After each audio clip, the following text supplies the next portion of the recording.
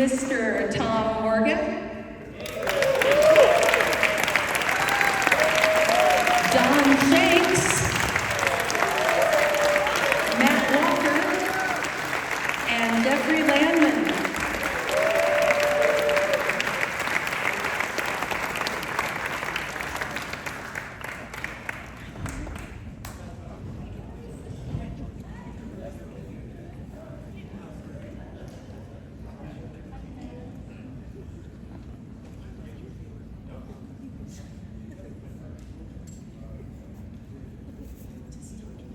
And you'll have to share mics, my apologies. I see that. You can sit together, you can share a microphone, you'll be good.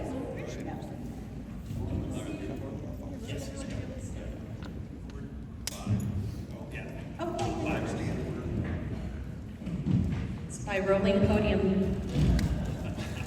All right, well everyone, I want to give the crowd opportunities to ask questions because I know Kathleen is on a tight schedule, so we'll just start. Gentlemen with the sunglasses. My question is, do you guys have any true stories like working on the set with Donald Pleasance? Good question. The night that I wrecked the car in Halloween 5, I wrecked the car, everything's going good, blah, blah, blah. Anyways, they had wrapped me for the night, and Donald came by my dressing room and he said, "Could I ask a favor of you?" I go, "Sure."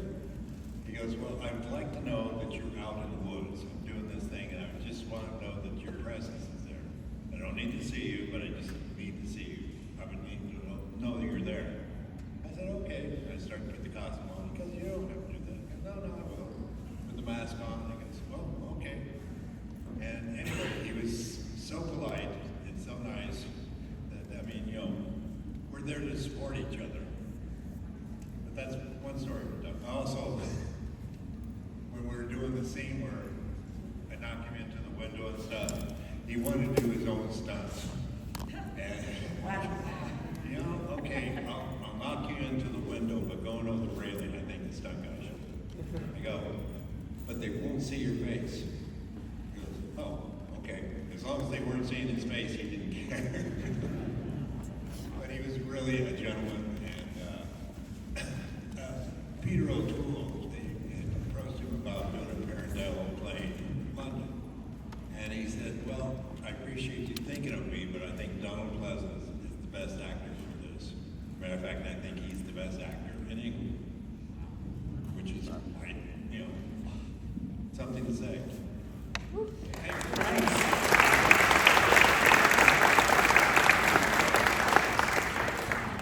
So I wanted to ask a question of all of you, and Kathleen, if you could start. How is it to keep that level of intensity in a film like this? How draining is it? How hard is it to keep that fear level going, take after take after take in a movie like this? Well, I always find that the best advice my mother, Abby Dalton, ever gave me was to pace yourself when you step onto a film set, right? Conserve your energy. And nothing is more prevalent in that than with a horror film, because you have to get to that level quite often. And there are times where you're just like, there's so many other things going on, and they're just placing leaves, or they're placing smoke, or somebody's touching you, and you're just not in it. But what I did once was, when everybody had broken for lunch and the house still had a little bit of smoke in it, and I walked through it with the light coming through the stained glass window, and it was so eerie. I felt the energy of the house and just everything that we were doing, and it was very, very real, and it pretty much stayed with me throughout the entire film. And then everyone that worked with me, the stuntmen, George Wilbur, Tom, everybody, there were so many great people, Sasha. You've got great actors, Danielle, Ellie, that support you, and a great director that keeps you motivated, but feeling the energy of the house really helped. What about you, Sasha? Intensity? Oh, well, I didn't feel like it was hard at all. I felt kind of like think we were shocked because I think we were talking about it before. Back when this movie happened, it was during the time when if there was a 3 next to a movie, it was already dead. And now we're doing 4. And so we went out there. We didn't know what we were doing. You know, we had no idea what we were getting ourselves into. It was like our first job. It was my first job. And I'm like, oh, I get to stay in a hotel. And and I didn't know that, you know, we went to high school together. It's like I'm with my buddy, and then all of a sudden while we were there, it was like, oh, the set deck is really good, and the atmosphere is really good, and the house is really eerie, and Michael's really so. It was. I think it was a surprise. I think with youth and adrenaline and the excitement, the energy level was not difficult because we were working late. And it was like, all of a sudden, it was like, this is really the coolest thing I've done in a long time, you know? And so I think we were just psyched, you know? It wasn't hard.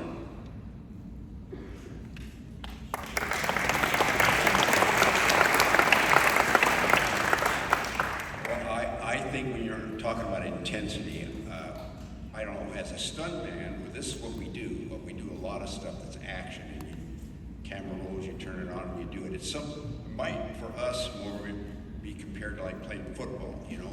When they say hike and the ball's in action, all of a sudden you're in action. So it's not real difficult to maintain because you're there when you need to be. And it's a different point of view. I mean, what you see on screen is all this intensity, all this thing happening. But if you're on the other side, well, we're making that piece.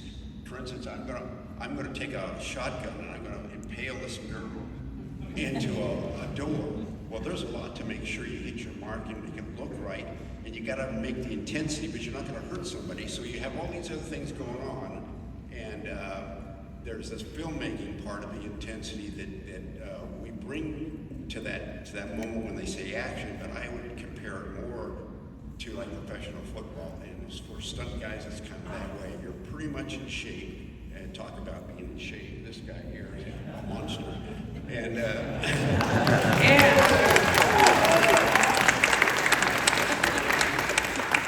anyway, we have no trouble bringing the energy up, and we can turn it on when we need to. And I think that's how we maintain that intensity for us. Yes, and I'd also like to add the brilliant music and the score, all the post stuff that's placed in scenes like this is 50%. To me, I don't know, movies are visual meeting sound.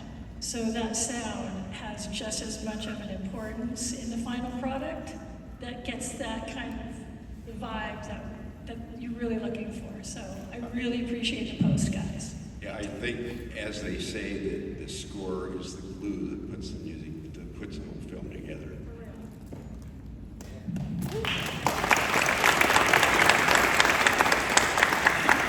And I have to add to that, that's what's just going through my head the whole time I was playing Michael. You know, and just kind of hits you. But the way I train is we may do something at 6 o'clock at night and maybe not do anything again until 6 in the morning. So you have to keep that energy up. So you can't waste it too much, you know. It's like he says, when they say action, you're on. One time I was being sprayed down with a water hose. It was supposed to be raining, but they had a water truck, and it was freezing cold. I was shaking, I couldn't stop. As soon as they said action, I was fine. You know, so that's the main thing. And like he said, we have to do it in one take. You know, they'll give an actor 20 takes to get the line right, but you got to get it right the first time. So we know that going in. You know, that's why they hired us. And you got to keep that intensity up. I mean, the only time when I let the intensity down when I'm driving home, I'm starting to feel that low, you know, from having so much adrenaline pumping. You know, but it's what we get hired for. That's why he's been in the business as long as he has. I've been in the business as long. You have to be able to do what you say you can do. And a lot of times when I go in as an actor, they'll look at my resume, and most actors lie on the resume. And they go, bear wrestling. Works with snakes and alligators. You know, and I go, yeah. And they think you're lying. I did a show with Sean Penn called Indian Runner. thing where this Indian runs down a deer. I go, well, I did that in real life. He goes, yeah, you did it. Doing this film, deer jumped the fence and I had to go catch it. Anyway, we go over to Doug Seuss, who had Bart the bear and all that, and Sean's explaining it to me. He goes, well, I've seen Don do that on the set. He goes, really? You caught a deer on foot? I go, yeah. The hard part was carrying it back. Anyway, you gotta keep the intensity.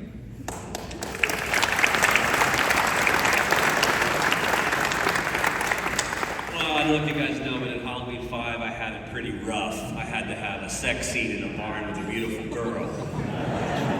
So Yeah, but I got to watch. keeping the, yeah. Don was right there giving me tips all the way.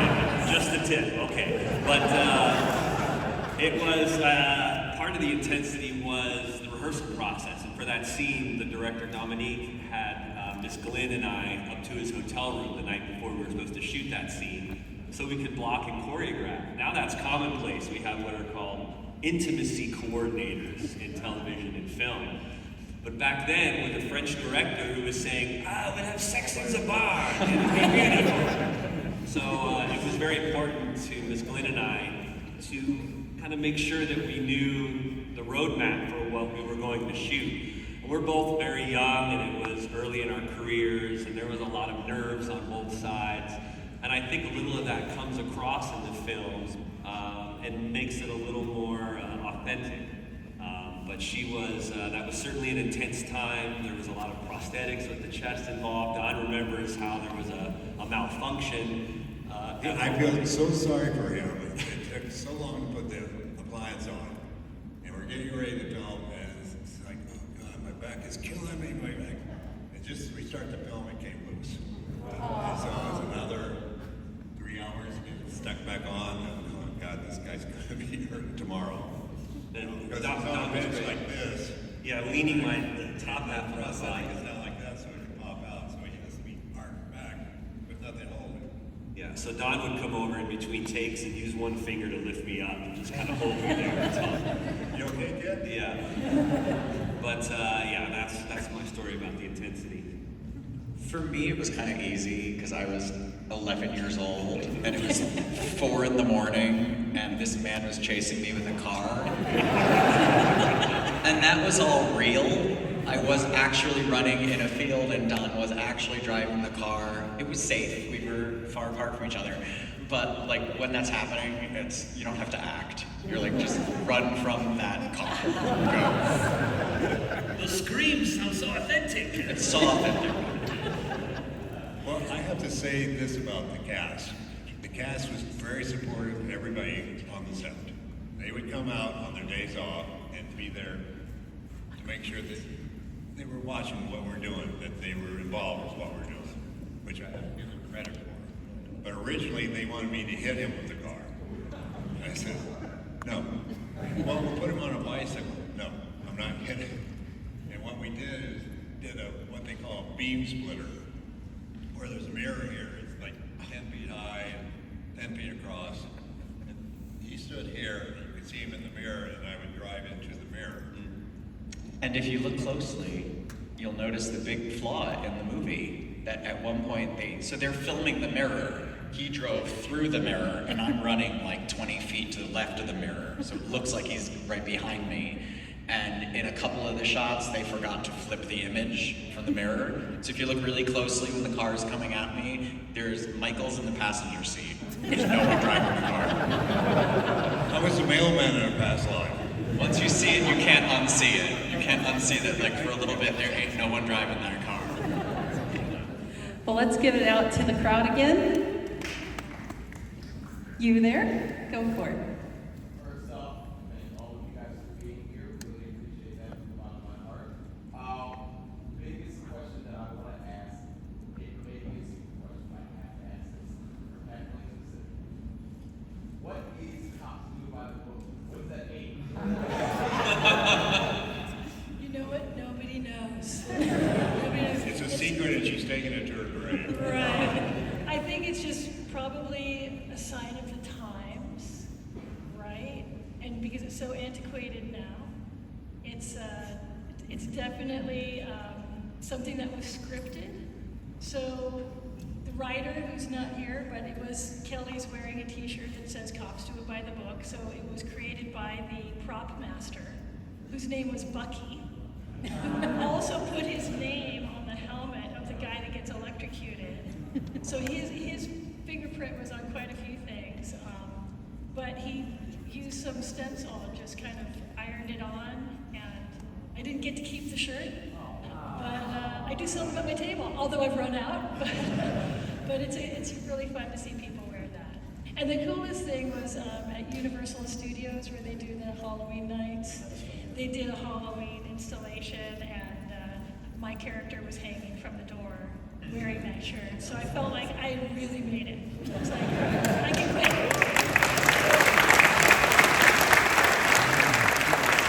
Okay, lift your hands high, please. Who's right there? I see your hand. Right there, glasses. Go ahead, stand up. Hi, what is your favorite memory working on Halloween 4? Your favorite memory of working on Halloween 4? Sasha? Our love scene. Yeah. He's thinking it, I'm going to say The it. fireside horror scene that we had to do. Yeah, such a horrific It moment. was horrible. We really did go to high school together. He took my best friend to prom. I hooked him up for prom, and I went with another friend. And when we saw that we were going to be working together, we were so thrilled because it takes so much of the awkwardness out of it. But we did get to the hotel, and you did say, because this was before the intimacy director or choreographer or coach. Coordinator. Talent scout. So you said, we should work on this a little bit. Somebody said, let's rehearse. So we did go up to So we were rehearsing, they were like, what are you doing? Well, we just got all the giggles out, is what we did. Yeah. It was a lot of fun. And yeah, that was great. Yeah, Yeah. it was great. Because, you know, it was kind of PG, but kind of R at the same time. Especially because when the dad gets home, that just makes it sexier. So.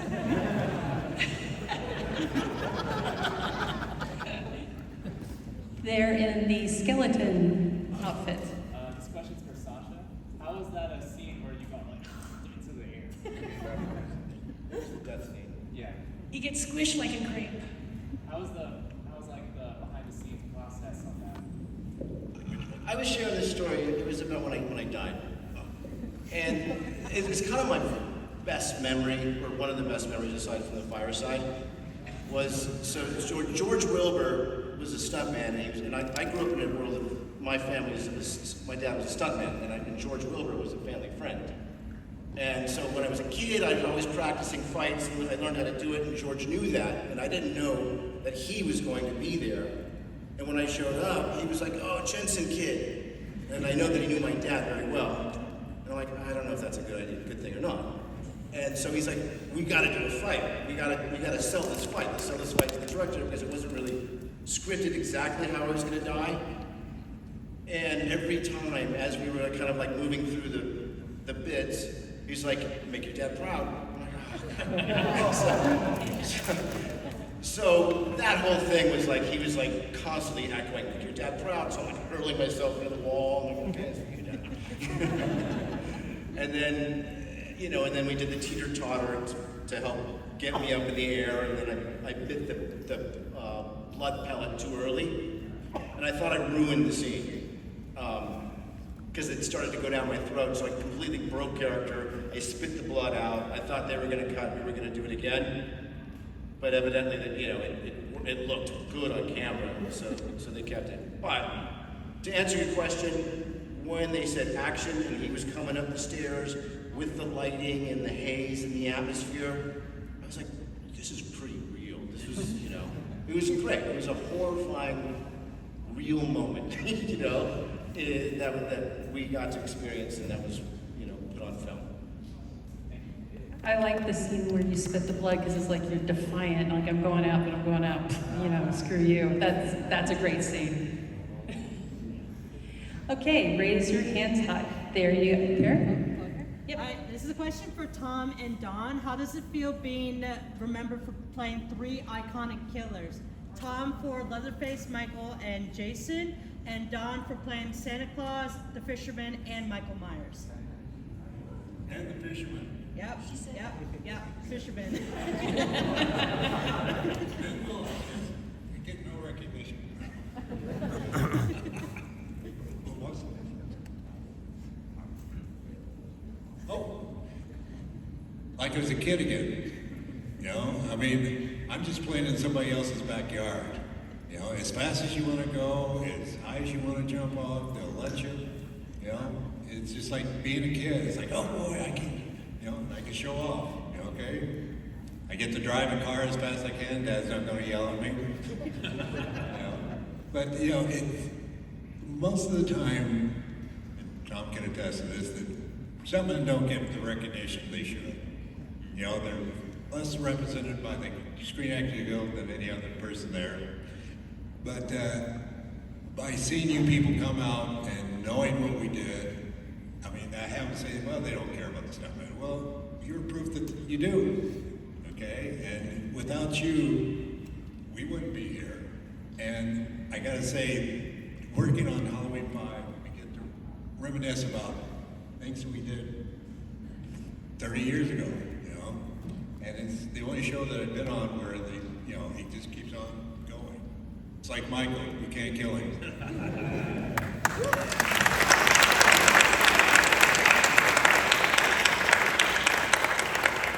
We're talking about doing the different characters. You don't know, I have no idea how blessed I am to have been able to do this, but I did the Jason, and at the time, I was sure this was just like, how are they going to make this happen? Because it's a new beginning. They already killed him enough, didn't they? I had no idea it was going to turn into anything like it was. And it was a lot of fun to be able to do this character. I didn't realize, you know, the impact it would have, and that there'd be people like yourself that would really, years and years later, want to talk to me about it. And when I was doing Jason, I was actually doubling Roy. My credit on the film was called Stunt Double for Roy, and for several years, I wasn't asked to conventions, and it was until somebody had mentioned it, well, this Double for Roy was the guy that was walking around with a mask, and all of a sudden people wanted to see me, and that was quite a deal for me to think that, you know, I'm Tom all week long and all year long, and then once in a while on a weekend I go to a convention and I'm Mr. Morgan. That's great. Yeah, that was my name.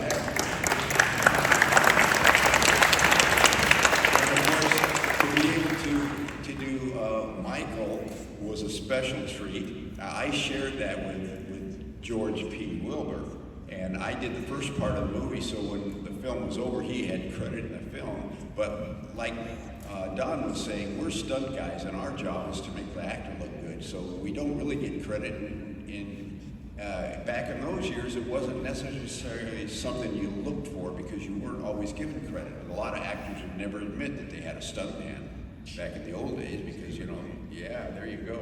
There, you know, oh yeah, I did all that. And you just really try to make the actor look good. And oftentimes, if asked, you'd say that, yeah, I showed him everything he needed to do and I demonstrated it for him, but he did all the stuff. Wink, wink.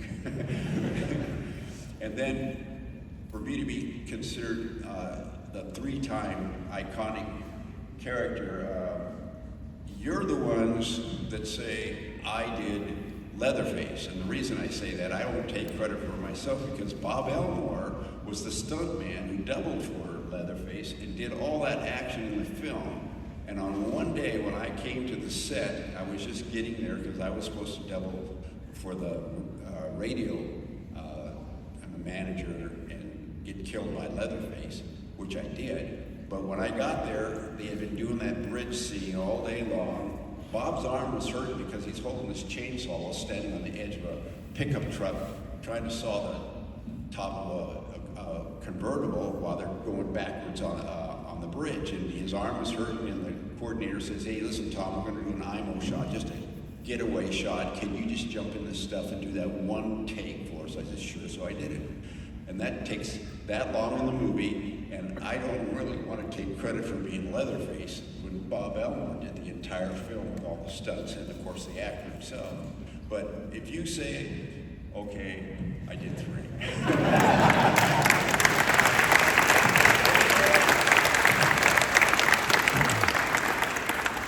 One of the things being a stuntman, when you double somebody, you have to take on their persona. I mean, when I double somebody, I watch them, what hand do they drink their coffee with, or the left-handed or the right-handed. But a lot of films, I've had to double myself. And I did one, it was called Down the Long Hill, I've told this story before. But they needed somebody to wrestle a bear, Bart the bear, who's in the Edge and all that. He's like 1,800 pounds. And Burt Kennedy, who was the director, who did all the John Wayne, War Wagon and stuff, he goes, no, we can't let you do that. Disney won't let you wrestle the bear. Okay. So they called all around Hollywood. Dave Cass was the coordinator on it. And he goes, you're going to have to do it because nobody else can. I go, okay, it's fine with me. Because it took like 2 months to train with the bear, to take me off a horse and stuff like that. But anyway, we were about second week in filming, and notes came down from the editor. And Dave came up to me, and what I had to do was, they said you have to use a different name if you're going to, do the stunts. So I took my wife's maiden name, Vic Ansel, and like Nick Armstrong. Anyway, he came up to me, he goes, I think we have a problem. I go, what's the problem? Well, the editor says that Vic Ansel isn't a very good double for Don Shanks. I go, really? He goes, yeah, he says, he thinks that you don't move like him, you don't do, I go, well, I don't know how else I can beat Don Shanks. But sometimes, in Silent Night in Italy, I did the thing where I drive up as one of the sheriffs and I fire the shots. I turn around and I take the squib hits and the priest, The other guy gets an axe in the chest. I put the axe in, and then I turn around and get the axe in the chest. I've had to chase myself in cars. Sometimes, and you can't tell the difference, you can't, I doubled Jim Carrey in Dumb and Dumber in a little fight scene. You can't tell it's him or me, after he kicks me in the nuts a couple of times. Okay, everybody. Well, I got time for one more question because this lovely woman has to get on an airplane. There you go.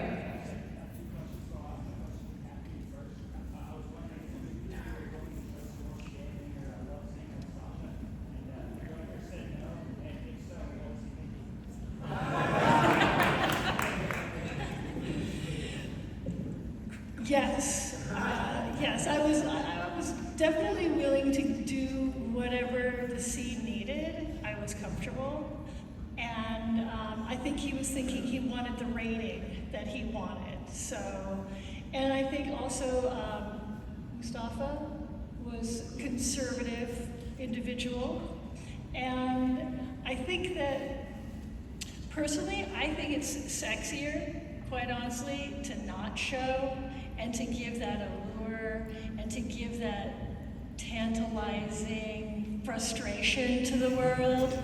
I think that's an important emotion that we should all have.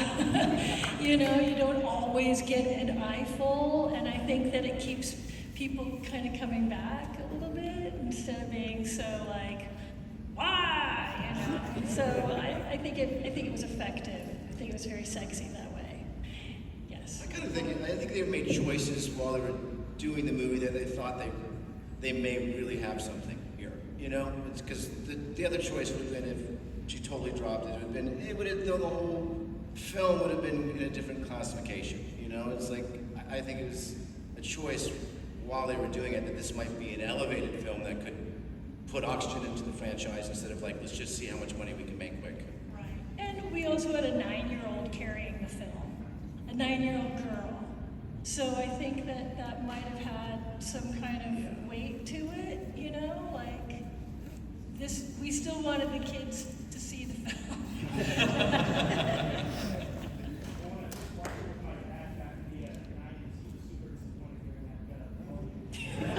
You can tell him I said you're welcome.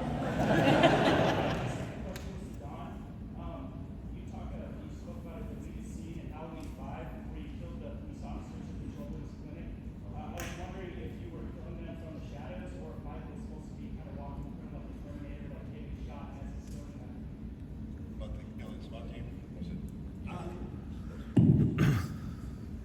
Dominic and Don Pike was the coordinator, were kind of having a feud.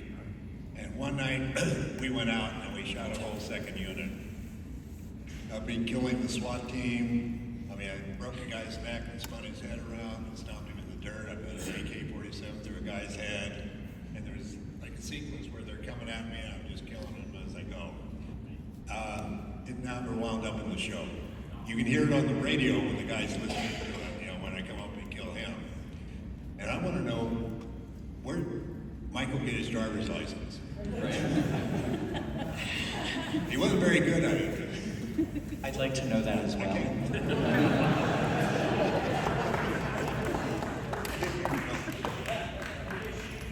as he was killing the police officers, and he just kept on going, or were you killing them from the shadows?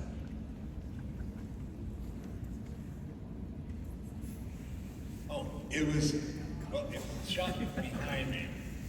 And you can see the guys coming in from this side, and I'm just taking the knife, taking him out, or I grab one, you know, and then they did a shot of just my feet and how they're falling down. And, you know, it's just, there's an old trick where you have the camera moving and you run around the camera. And you may have a hat on this time and a coat. You run around the camera and you take the coat and hat off and you do another fall. And then you come back as, you know, you can do, you know, several people that way. You know, we did it in Dream West. I must have died, in one 5-minute segment, I died 5 times. No, 15 times, I'm sorry. But you just, you know, it's one of those, you know, it was continuing, you know, and Mustafa used to poke at Don, like, you know, the stuntmen are reacting too soon, and blah, blah, blah, this, and he goes, well, do your next one without a stuntman. He goes, well, Don does, blah, blah, he goes, he's a stuntman. But anyway, it, you know. Well, everybody, I want you to give it up for the wonderful cast and crew of Halloween Horror